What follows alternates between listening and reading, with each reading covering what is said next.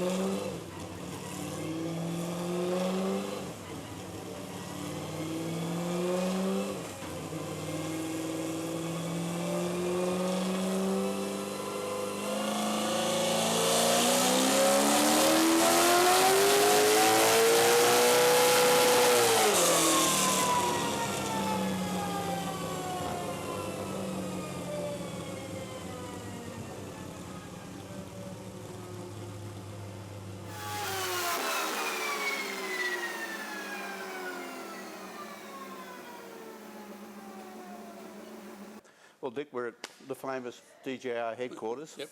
In front of a couple of iconic vehicles. Oldies, but goodies, Yeah. but goodies, yeah. And those of us who are a bit older remember the good old days.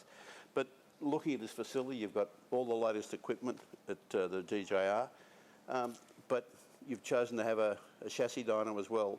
Why? Why a chassis dyno these days?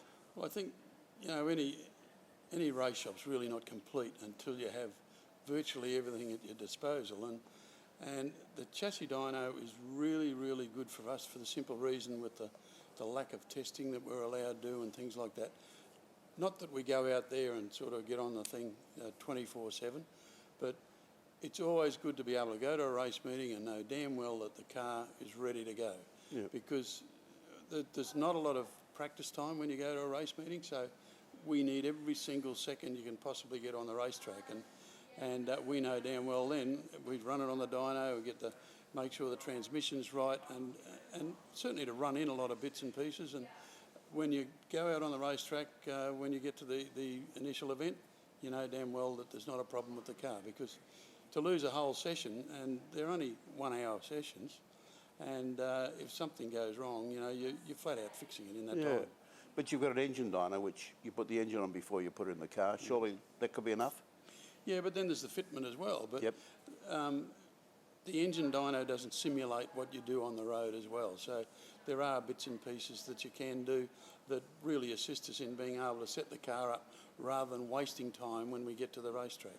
Well, we've been here at DJR for 2 days with your team. Yep. Have they learned anything? Have they seen anything that they hadn't realised before in the dyno? Just, you know, just the way the setup and with the advanced electronics that you do have on the Dyno Dynamics system is really second to none, because it really covers every aspect, and it is very, very repeatable and very, very accurate. Yeah, well, that's, I think, Bobby and Steve, who have been doing it in the last couple of days, I think, were surprised just how repeatable it was, but just how much data we were able to get out and stream into the dyno when it was running live. Oh, exactly, and not only that, but you can sit there and watching it in real life. You know, the only thing you can't simulate is 250 kilometres an hour with the breeze, but that in itself, we can adjust to be able to sort of simulate that. Yeah, well, we've been able to show that we can actually factor in some of those things into the software, so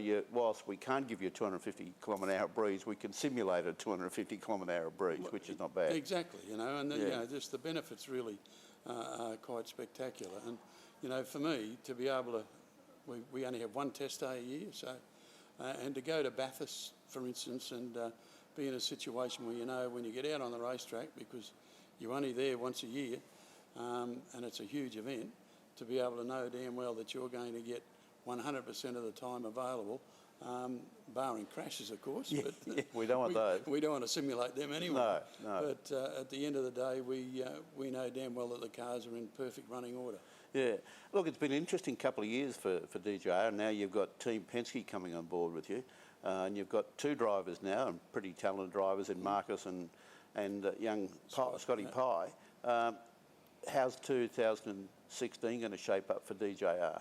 Well, at the moment, we're sort of focused on, you know, what's left of this year, to be able to, and this year was always going to be very much a learning year, and to be able to sort of focus on certainly 2016, but especially 2017's when we have another rule change arrangement. So we're planning for that now, rather than waiting for the time to arrive and we've done nothing. But next year this year is very much a learning year.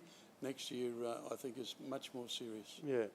Looking ahead, I mean, one of the things we're able to demonstrate is we can simulate any type of car, be it a V8. Are we looking at a V8 for DJR in the years ahead, or we might be something else?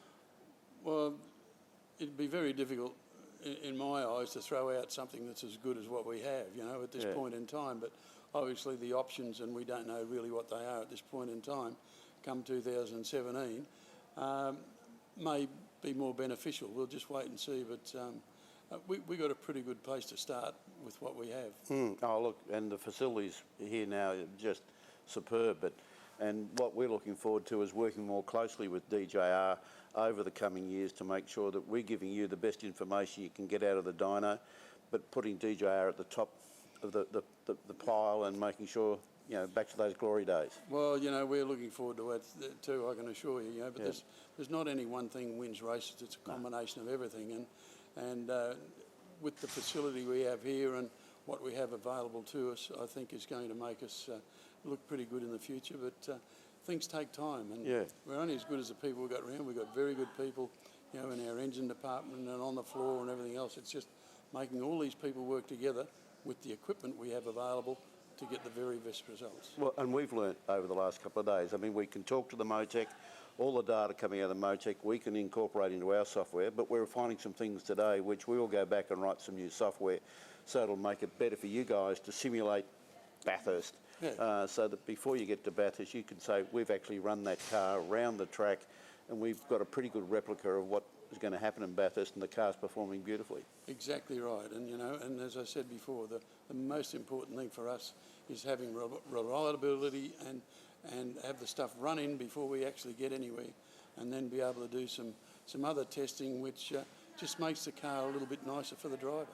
Good. Well, Dick, Dyno Dynamics is pleased to be a partner with DJR. It's going to be a long and fruitful relationship, and if the two of us last the distance, it'll be even better. Mate, I'll be lasting distance, and I know you will too. And it's great to have the association. Oh yeah, look, Dyno Dynamics.